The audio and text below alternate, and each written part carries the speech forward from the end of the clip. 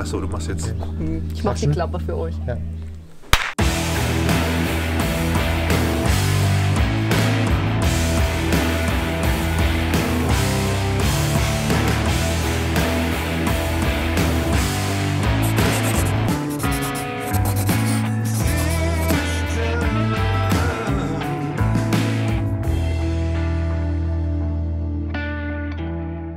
Ja, jetzt sehen wir den Egon hier und den Besitzer und quasi auch Erbauer. Es ist ein 9016. Ja, das ist ein 9016.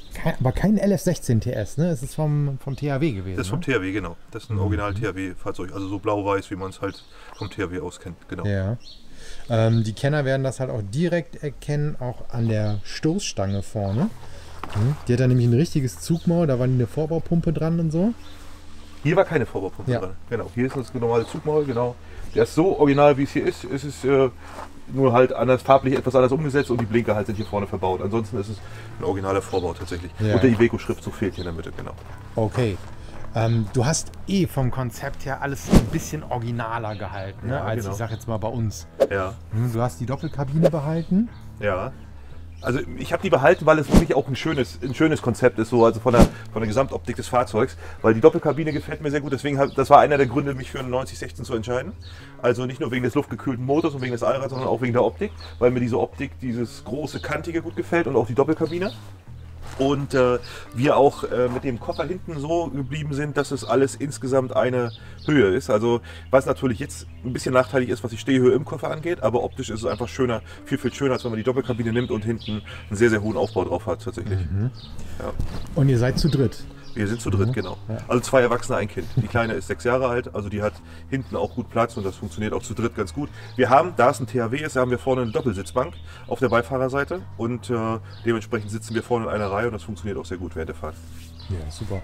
Und hinten die Sitze, die da drin waren, da habt ihr jetzt eigentlich ein Bett drauf, ne? Genau, da ist ein Bett drauf. Also wir haben, original ist es hier glaube ich für 12 Personen ausgelegt, das Fahrzeug. Das heißt, hinten ist eine Doppelsitzreihe. Die haben wir an sich gelassen, also diese Alu-Riffelblech-Konstruktion, die ist geblieben, weil an der einen Seite ist Stauraum, auf der anderen Seite sitzt die Elektronik drin, wie die Batterien, Stromwandler, Solarwandler und so weiter.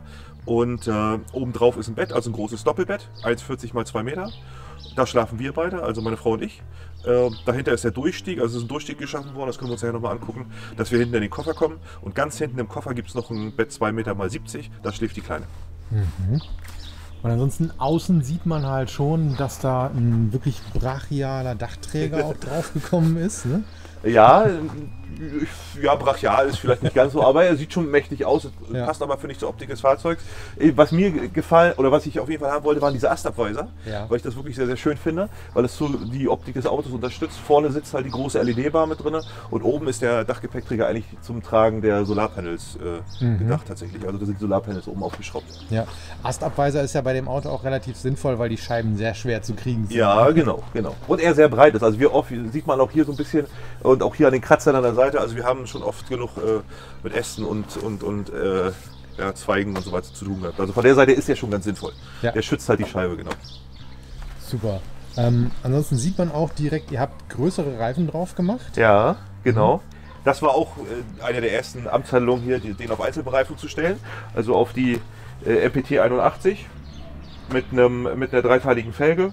Sind wir eigentlich sehr zufrieden mit und unterstützen natürlich auch die Optik. Also in erster Linie ist natürlich immer eine Optikfrage. Ob wir sie jetzt in jeder Lebenslage gebraucht hätten, ist die andere Frage, aber es sieht einfach sehr, sehr gut aus und passt halt zum Auto. Also dieses Gesamtkonzept optisch musste passen. Auf jeden Fall. Und ich finde aber auch, der hat sich mit den 365 80 R20 wirklich gut gemacht, gerade auch im Sand. Ja, genau. Also gut, dann natürlich mit abgelassener Luft entsprechend, aber ansonsten sind wir sehr zufrieden mit dem, was die Reifen liefern, Ja, klasse. Jetzt am Motor oder Einspritzpumpe oder so habt ihr gar nichts. Nee, das ist alles original. Ja. Sollen wir mal reingucken? Ja, können wir machen. Also ihr habt eine Ladebordwand, ne? Das ist auch original vom THW. Ist jetzt hier auch gerade runter tatsächlich. Ja. Ich kann das ja mal ganz kurz demonstrieren, wie das aussieht, wenn das... Müssen wir hier ein bisschen was wegräumen. Also wir haben quasi, oder ich habe den Koffer in den Koffer gebaut. Das heißt, wenn wir das jetzt zumachen, dann ist das alles sehr, sehr original.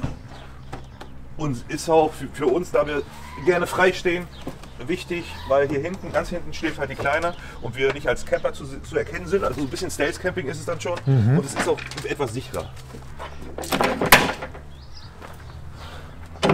Also Also das ist hier die originale Ladebordwand vom THW, genau. Ja. Die klappen wir hoch und runter. Die nutzen wir auch als Sitzplatz, oder als Arbeitsfläche beim Kochen und so weiter. Also ist extrem praktisch. Und die originalen Rollgitter sorgen dann dafür, dass das alles optisch geschlossen ist und auch sicher. Also die sind auch verschließbar, damit sind wir hier auch relativ gut unterwegs, denke ich. Auf jeden Fall. Ja, und da zerkratzt halt auch keine Scheibe oder so, ne? Nee, genau. Das hat echt viele Vorteile. Ja. Die Ladebordwand hat auch direkt schon vom THW so Anschläge, dass man das halt wirklich auch als Trittstufe nutzen kann. Genau. Ne? Die ist, also ich weiß es nicht hundertprozentig, aber ich glaube, die ist so bis 250 Kilo problemfrei belastbar. Also da kann man auch drauf rumlaufen. Die ist aus Alu, also relativ leicht. Und die geht halt bis dahin runter. Ja. Und dann kann man halt drauf arbeiten oder drauf laufen, je nachdem. Also das geht sehr gut. Ja, und dahinter ist halt der eigentliche Koffer. Das ist aus Siebdruckplatte gebaut. Ja. Isoliert, also da ist Armaflex drin, Luftspalt drin und dann innen nochmal eine Siebdruckplatte gegengesetzt. Und ja, dient uns halt als Wohnraum, als Schlafraum, als Aufenthaltsraum. Da sieht man nachher gleich, ist eine kleine Küche drin und eine kleine Sitzgruppe. Wir haben hier hinten noch ein bisschen Stauraum. Hier ist das Bett, hier unter ist Stauraum, hier ist auch der Wassertank unter, die Wasserpumpe und der Boiler. Wie viel Wasser habt ihr an Bord? Wir haben aktuell nur 50 Liter Wasser im 50 Liter Behälter dabei. Haben natürlich noch eine kleine Wasserziege oben auf dem Dach mit 20 Litern. So für, wenn das Wetter gut ist und man das draußen wärmen kann, das Wasser kann man auch damit duschen. Also wir kommen insgesamt so auf 70 Liter. Aber euer Konzept ist ja auch eher, dass ihr halt viel unterwegs seid und jetzt nicht irgendwie lange irgendwo autark steht. Ich meine, Wasser bekommt man ja an also vielen wir können ja ein paar Tage stehen. Also Trinkwasser haben wir natürlich noch extra dabei. Ja. Das ist nicht das Problem, aber wir sind bis jetzt mit den 50 oder 70 Litern relativ gut zurechtgekommen. Wir haben auch, was natürlich so längere Fahrten im Off angeht, wir haben ja auch noch den normalen Behördentank unten dran. Also wir haben jetzt auch keinen 600 oder 700 Liter Tank, also was so Diesel angeht. Ja. Also von der Seite her sind wir immer eher verpflichtet, irgendwann mal wieder in die Zivilisation zurückzufahren. Aber das ging bisher problemfrei. Also das ging in der Türkei, das ging in Georgien, das ging in der Ukraine, das geht auch hier in Marokko. Also die Infrastruktur ist ja heute relativ gut. Ja, also das ist wahr. Zack. So, hier muss man ein bisschen den Kopf einziehen, weil wir natürlich keine Stehhöhe haben. Wir haben hier ein großes Dachfenster drinnen. Das Da einfach hast du Stehhöhe. Da habe ich Stehhöhe, genau. Weil es ging auch darum, um das hier ein bisschen zu beleuchten und es einfach so ein bisschen angenehmer zu gestalten. Hier ist unsere kleine Küche. Waschbecken, hier unten ist unsere Kompressorkühlbox. Die kann ausgezogen werden, dann natürlich ganz normal aufgemacht. Ist eine enge Kompressorkühlbox, sind wir sehr zufrieden mit, haben uns lange gegen gewehrt. Gesichert? Das sah gerade super aus. Zack. Okay. Also das sind diese Schwerlastschienen, die sind normalerweise mit diesen beiden blauen Arretierungshebeln an der Seite. Ja. Die habe ich halt nur abgebaut und habe da eine Aluschiene drauf gesetzt. Und das ist das, was ich jetzt hier mache, ist das, was man sonst mit den beiden blauen Hebeln macht. Und damit sitzt die relativ gut. Also selbst bei Pistenfahrt hat sich da hier noch nichts bewegt. Also die Schwerlastschienen sind da wunderbar. Und wir haben halt nicht das Problem, dass wir die Kühlbox irgendwie offen hinstellen müssen, sondern können die hier schön unterfahren, Platz nutzen. Und gleichzeitig ist es unsere kleine Aufkleberwand. Da oben ist so ein bisschen die Schalteinheiten, also ein bisschen USB-Ladekram und wo man Pumpe einschaltet und die Lichter ringsrum. Das ist da oben alles, da sind auch die Sicherungen hinter, das ist eine Sicherungsbox, da sieht man auch die Anzeige vom Wassertank, also die Befüllanzeige. Ja, und ansonsten ist das hier eine kleine Küche. Was ich hier gebaut habe, ist gleichzeitig Regal für die Tassen und so weiter. Da drin läuft auch ein Warmluftrohr von der Standheizung, was hier vorne in dieser Mütze endet, damit wir ein bisschen warme Luft nach vorne kriegen, beziehungsweise auch warme Luft hier hinten in den Raum. Also die lässt sich drehen, der Ausströmer. Das ist ganz cool. Also fand ich ganz gut. So, da sehen wir hier auch gleich unseren Durchstieg. Oh ja, der ist schön groß. Ne? Der ist so das Maximum, was so baulich möglich war. Sag ich mal, der ist hier mit diesem Faltenbalg, weil die beiden Kabinen, also die vordere und die hintere Kabine ja natürlich gegeneinander arbeiten, muss es ein bisschen flexibel sein. Was ich jetzt hier noch gebaut habe, ist halt einfach, weil wir häufiger durchkrabbeln, muss es ein bisschen weicher sein. Ich habe hier so ein Ding gebaut, was hier drauf liegt, wo Armaflex unter ist, damit man hier entsprechend gut rüberkrabbeln kann. Ich glaube, das baue ich dir nach. Das ist Also, super. also das funktioniert wirklich gut und es muss ja auch beweglich sein, weil es ja nicht fest verbunden sein darf. Aber das liegt hier gut drauf und das ist, seitdem wir es haben, ist es deutlich angenehmer, hier durchzukrabbeln, weil du sonst ja immer über diesen Falkenbalg irgendwie steigst und hier irgendwie die Knie Ja, kaputt klar. machst. Was meinst du, wie Das viele blaue funktioniert. Flecke wir schon haben? Ne? Das funktioniert gut. Das ist echt super, ja. Echt gemütlich aus. Was hast du hier für eine Höhe drin? Ich möchte behaupten, so knappe 1,60 sind das hier irgendwie im Normalbereich. Also ich habe hier oben ganz normale Sperrholzplatte drin Ja. als Decke. Darunter ist Amaflex, also gibt es ja diese originale Aluminiumdecke, die hier oben drauf ist. Die originale vom THW, da ist Amaflex geklebt, da ist ein Luftspalt und dann sitzen hier die Sperrholzplatten als Decke tatsächlich, um das so ein bisschen gemütlich aussehen zu lassen. Du hattest eben nur die Stromanzeige auch gezeigt. Du hast Solar auf dem Dach? Ja. Oben am Fahrerhaus? Oder? Ja, genau. Und 2 Platten, also 320 Watt haben wir oben. Wir haben hinten auf dem Dachgepäckträger noch ein bisschen Luft. Also wir könnten noch 2 Panels nachlegen, wenn wir dann die bräuchten. Aber im Moment ging es immer problemfrei ohne. Okay. Was habt ihr an Akkukapazität? Ich habe 150 Ampere-Stunden. Ja. Das ist jetzt nicht so viel. Auch da gibt es Möglichkeiten hier unten. Die sitzen hier unten im vorderen Bereich. Da gibt es auch Möglichkeiten, noch welche nachzulegen. Haben wir bis jetzt aber auch noch keine Probleme mit gehabt, tatsächlich, weil wir mit dem Sonnenstrom und mit dem, was dann im Zweifel bei der Fahrt von der Batterie, von den Fahrzeugbatterien geladen wird, immer zurechtkamen. Ja. Das war alles gut. Wir haben selbst, weil wir haben einen Spannungswandler von 12 auf 220 Volt und wir nutzen halt relativ viel, oder meine Frau, einen Thermomix. Also wir kochen halt mit Thermomix, deswegen gibt es hier auch keine Kochfelder und so. Wir haben einen ganz normalen Gaskocher, den alle haben, so einen Campingkocher. Ansonsten wird relativ viel mit dem Thermomix gekocht und selbst das klappt problemfrei mit den Akkus und mit dem Strom, den wir an Bord haben. Ja, super. Und der Thermomix ist dann hier platziert natürlich. Genau. Deswegen ist das so ein bisschen so gebaut. Ja. Ja. Da komm mal rein. Ja. Boah, das ist ja gemütlich. Ja, genau. So, also wir haben hier hinten, das ist das Bett meiner Tochter. Das sieht man ja hier so ein bisschen an den Spielsachen und an dem Teddy, was da alles so existiert. Hier oben ist so ein bisschen Ablagefläche. Dahinter ist natürlich auch der ehemalige Rollladenkasten von dem Rollladen, der hier hinten original existiert. Die anderen Rollladenkästen sind hier, die sind verkleidet, isoliert und verkleidet. Der Tisch ist mit diesem Halter, der aus dem Bootsbereich ist, der ist auch bekannt, glaube ich. Das ist der einzige, der so halbwegs stabil funktioniert bei so großen Tischen. Damit ist er beweglich, schwenkbar. Was mir jetzt wichtig war, wenn mal eine Freundin von Edda oder so dabei ist, dann machen wir den Tisch halt, bauen wir ihn ab und legen ihn hier unten rauf und haben dann eine zweite Liegeebene. Ne? Also das geht hier auch problemfrei. Und ansonsten sitzen wir hier und können hier essen, lesen, arbeiten, was auch immer. Das ist echt viel Platz eigentlich. Also sobald man sitzt, und man sitzt ja die meiste Zeit. Ne? Ja, ist das, genau. Hier unter ist natürlich auch noch Staufläche. Ja. Also hier unter den Sitzen, ne, hier ist jetzt Stauraum natürlich untergebaut. Das heißt, hier sitzt noch die Standheizung unter und hier sind auch so dicke Wintersachen, die wir jetzt noch mit haben und Schuhe und so weiter, die man nicht immer zubraucht. Die sind dann hier in den Seiten untergebracht. Da unter sitzt der Thermomix. So, mit dem Schranksystem, das habe ich relativ simpel gehalten, fand ich aber extrem praktisch. Wir machen das alles mit Euroboxen. In einem Alukonstrukt. Und die Euroboxen, was für meine Frau wichtig war an diesen Boxen, sie wollte halt von vorne in die Boxen gucken können, um zu sehen, was da drin ist. Und das haben wir gelöst. Es gibt hier diese Euroboxen mit so einem Klarsichtfenster, mit so einem klappbaren. Das heißt, man muss die auch nicht mal rausziehen, man kann auch von vorne reingreifen. Das haben wir sowohl hier auf der Klamottenseite als auch hier auf der Küchenseite. Und das funktioniert eigentlich sehr gut. Es hält auch sehr gut und wie gesagt, du siehst auch, was in den Boxen sich befindet. Ja. Für uns ist halt praktisch, wir brauchen jetzt nicht extra mit einer Reisetasche und Koffer hier rein. Wir nehmen die Euroboxen raus, nehmen die mit nach Hause, packen unsere Klamotten rein und schieben die dann hier rein. Das ist extrem praktisch. Ne? Du hast eben schon die Standheizung angesprochen, ne? Auch dass hier so ein Rohr noch lang läuft und nach vorne. Ihr habt isoliert mit Armaflex. Ja. Aber wir hatten es jetzt auch schon ganz schön kalt, ne? Ja. Was habt ihr, wie viel kW hat die Standheizung? Das ist tatsächlich eine 4 kW Standheizung, also eine Planar von Autotherm. 4 kW. Das ist manchmal tatsächlich auch ein bisschen viel, also weil sie natürlich, sie muss ja auch mal Volllast laufen, damit sie nicht verkokt.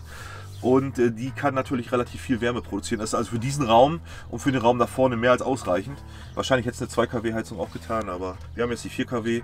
Im Zweifel muss man halt das Fenster mal ein bisschen aufmachen. Ja. Und die macht allerdings auch bei uns das warme Wasser. Also wir haben diesen Warmduscher-Kit, den es so in der Konstellation bei Tiger Expert gibt. und haben hier unterm Bett halt den Wassertank und hier sitzt auch dieser, ich glaube von Algena ist der Boiler, den es dazu gibt. Der funktioniert ja ähnlich wie ein Wärmetauscher, also da wird die warme Luft durchgeleitet und der erwärmt halt das warme Wasser. Und wir haben eine Druckwasserpumpe hier auch mit unter, das heißt wir haben hier ordentlich Wasser aus dem Hahn mit einem ordentlichen Druck und haben draußen am Auto einen Anschluss für eine Außendusche und können dann auch draußen duschen mit warmem oder kaltem Wasser. Ja, da habt ihr echt eine große Liegefläche. Ja. Und letzten Endes 4 Schlafplätze, wie du gerade schon sagtest. Ne? Genau, wir haben vorne also ein ganz normales Doppelbett, 1,40 mal 2 Meter. Also das ist für 2 Erwachsene durchaus gut machbar. Man könnte es noch ein bisschen erweitern. Wir brauchen aber hinter den Sitzen so ein bisschen den Stauraum. Ja. Da sieht man auch an der Seite den schwarzen Sack stehen. Da sind unsere Blidimax-Matten drin für die Fenster vorne. Ja, das ist halt normale Verglasung, ne? Ein normales Fahrzeugglas. Das ganz normale Verglasung und das kühlt natürlich aus, das ist schneller als normal isolierte Wände und es heizt sich natürlich auch mehr auf. Und wir haben uns auf der Messe mal von Blidimax Matten angeguckt. Die gibt es jetzt tatsächlich auch in schwarz. Bei mir gefiel das immer nicht, wenn du so eine Wärmeisolierung Matten reinbaust, die dann aussehen wie Alufolie. Und die sind komplett in schwarz. Die haben wir für alle Scheiben ringsrum und die machen wir auch abends immer ran, um jetzt die Wärme im Fahrzeug vorne zu halten. Und die machen wir auch über Tag an, wenn wir irgendwo in der Hitze stehen, wenn die Sonne extrem drauf scheint, um jetzt vorne den Fahrgastraum nicht extrem aufzuheizen tatsächlich. Also die, muss ich sagen, sind wirklich gut. Die Investition war extrem wichtig. Gerade jetzt, wo es ein bisschen frischer ist, haben wir die Matten vorne dran, auch über Nacht. Und wir hatten es jetzt auch schon, dass zwischen der Scheibe und zwischen der Blidimax-Matte Eis war, also da war es gefroren. Aber die Blidimax-Matte hält echt ziemlich viel vom Innenraum fern, das ist echt gut. Und wir haben uns für die komplett schwarze Version entschieden, weil wir die optisch ganz schön finden und das ist dann auch relativ heimlich vorne, wenn man das alles angebaut hat. Ja. Habt ihr da die Vorlage für Blidimax da auch selbst gezeichnet? Da gibt es ja dieses Set, was dann kommt. Der Vorteil ist bei denen tatsächlich, dass die für verschiedene Fahrzeugtypen schon Vorlagen haben. Also ich habe da angerufen, habe gesagt, ich habe das und das Fahrzeug, 9016 in dem Moment, und dann haben die gesagt, ja alles klar, haben wir. Die Vorlagen gab es da schon. Also die haben die Maße, da muss man auch nichts mehr messen. Man kann noch so gewisse Sachen angeben, ob man jetzt eine Go-Box vorne drin hat, ob man irgendwo an der Scheibe ein Navi hängen hat, dass die da entsprechende Ausschnitte fertigen. Ansonsten gibt es die Maße schon bei denen. Und man kann dann noch entscheiden, ob man die 100% passig haben will oder sogar einen Zentimeter überstehen, dass sie wirklich abdecken an den Scheiben ringsrum. Und das ist alles. Also das ist relativ simpel. Also die haben für viele gängige Fahrzeuge, auf deren Internetseite gibt es da auch eine Tabelle oder eine Datei zu. Und dann, die haben für viele Fahrzeuge alles da und sind auch recht zügig in der Umsetzung. Also,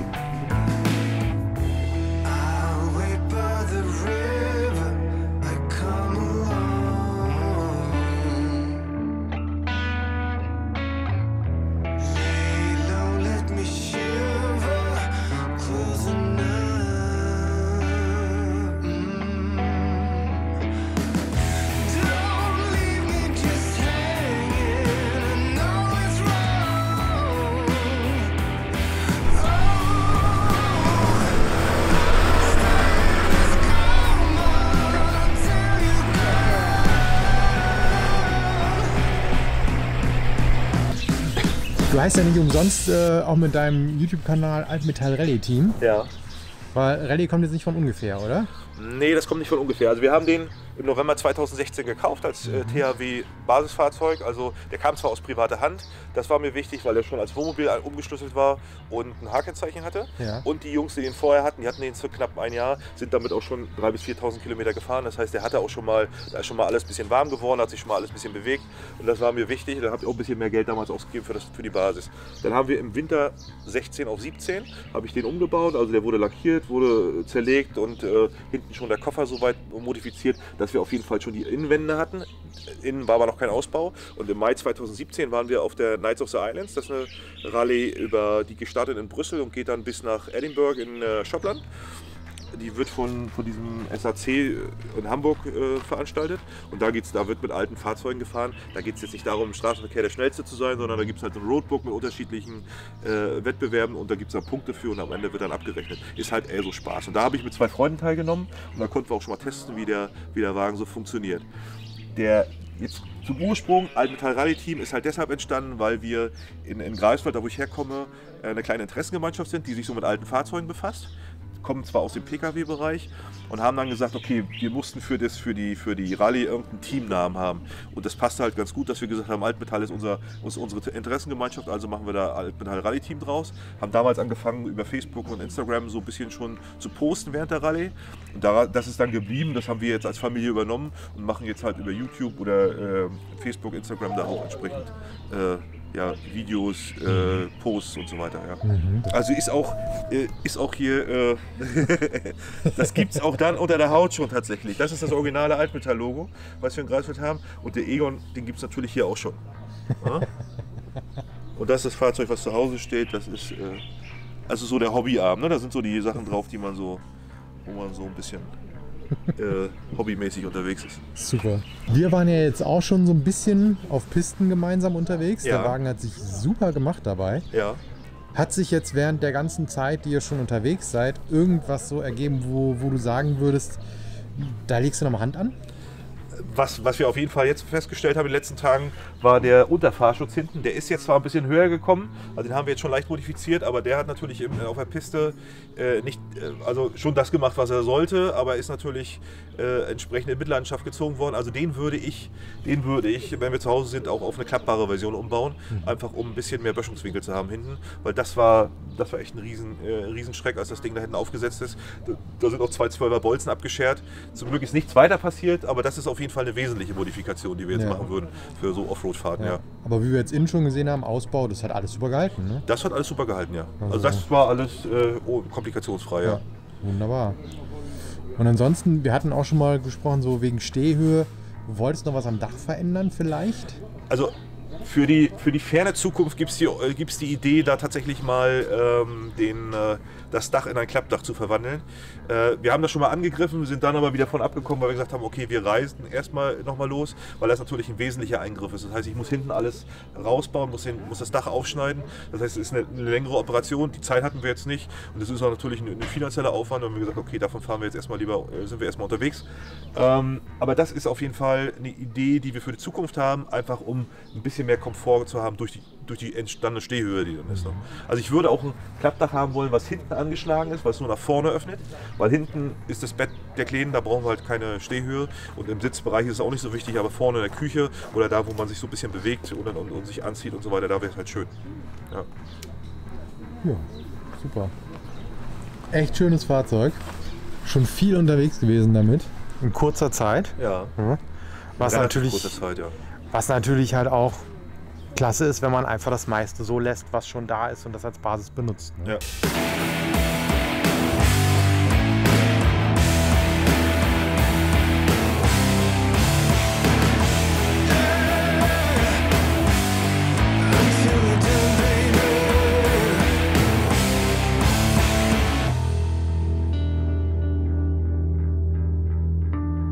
Ja, das ist ein super schönes Fahrzeugkonzept und vor allen Dingen halt auch, wenn man mit der ganzen Familie unterwegs ist und schnell ans Reisen kommen will. Ne? Genau so ist es. Ja. Ihr habt auch einen YouTube-Kanal? Genau, also wir haben einen YouTube-Kanal, wir haben Facebook und wir haben auch Instagram. Und wenn wir unterwegs sind, gibt es auf dem YouTube-Kanal auch immer so Vlogs, also so kleine Tagebucheinträge, so von den unterschiedlichen Steps, die wir so gemacht haben, wo man einfach so ein bisschen mitlesen kann und auch so unsere Erfahrungen irgendwie teilen kann. Ja. Das ist, was wir immer so machen, wenn wir unterwegs sind. Also nur wenn wir unterwegs sind. Und so ansonsten habe ich auch schon Werkstattvideos mal drauf getan, mit der Werkstatt, mit der ich zusammen arbeite, wo wir zusammenschrauben an dem Auto. Da gibt es auch so informative Sachen mal. Also einfach mal reingucken und wenn es interessiert, auch abonnieren oder irgendwie diese Trommel da an oder die Klingel da anschalten. Ja, genau. Ja, und ihr habt ja auch schon gute Touren gemacht, ne? Also Georgien war da auch schon mit bei. Genau, wir waren 2018, das war so die erste richtig lange Tour mit ihm, also wo wir fast 3 Monate unterwegs waren. Da haben wir halt so eine Südosteuropa-Tour gemacht, sind über Tschechien, Slowakei, Rumänien, Bulgarien, einmal Türkei durch bis nach Georgien. Also Georgien war so das Ziel, wo wir hin wollten in den Kaukasus. Und haben dann eine Zeit da in Georgien verbracht und sind dann über das Schwarze Meer mit der Fähre in die Ukraine und wieder zurück über Polen nach Hause. Das war so die große Runde tatsächlich. Die war auch sehr, sehr schön. Und es ging auch mit ihm, das waren so knappe, ich glaube unterm Strich irgendwie knappe 10.000 Kilometer die Tour. Und die hat auch mit dem Fahrzeug sehr, sehr gut funktioniert. Ja, cool. Und wir haben sehr, sehr nette, freundliche Menschen kennengelernt unterwegs. Also das war wirklich eine sehr, sehr schöne Tour. Ja, dann schaut doch mal auf dem Kanal vorbei und bleibt mal dran, denn ab heute geht es dann wieder in den Sand, oder? Genau, heute geht es wieder in den Sand. Wir sind ja hier aktuell gerade in Zagora und wir werden heute, irgendwie, wenn wir jetzt hier aufgebrochen sind und die Wäsche alles gemacht haben, dann geht es wieder in den Sand. Genau.